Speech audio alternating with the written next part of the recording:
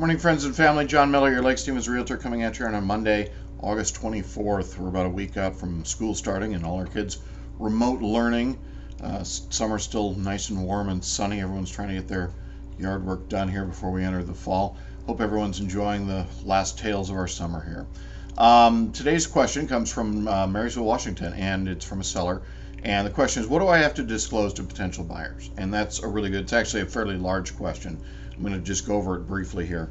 The seller's disclosure statements are regulated by the states. The only federal requirement for disclosure is lead-based paint. And that's any home built prior to 1978. If you have information or records regarding lead-based paint, you are required to disclose that to a buyer, and that's non-negotiable.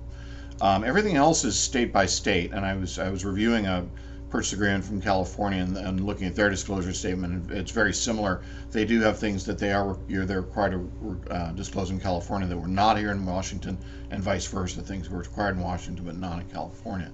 And the question then is, okay, well, what are those things? Well, there's right now for Washington State, there's 6 pages. It's a fairly tedious document, and there's a lot to it.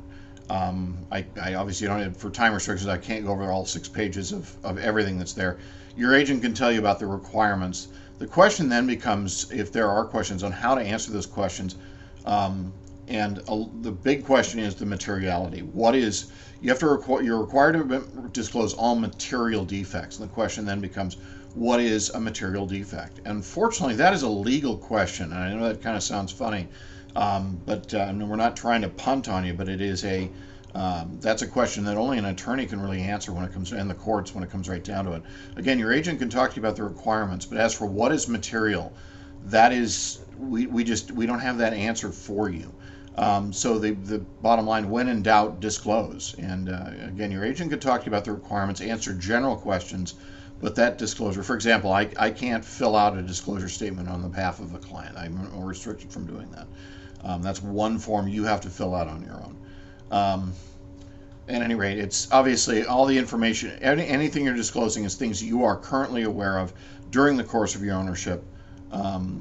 There are reasons to do pre-inspections. This is obviously one of them. If there are items out there you're not aware of, and that brings another question: are you responsible for any latent defects? Latent is hidden.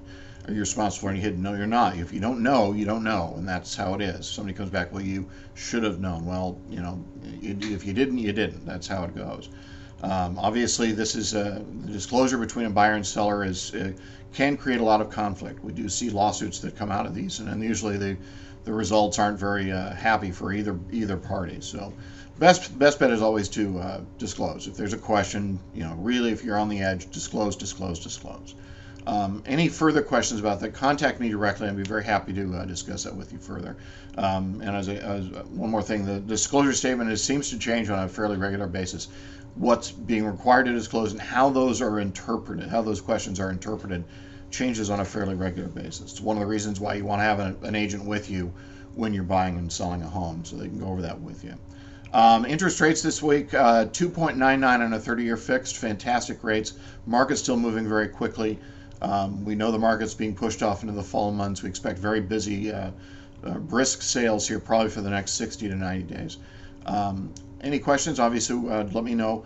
Wherever we are, we love you. Stay safe, and we'll see you next week. Bye.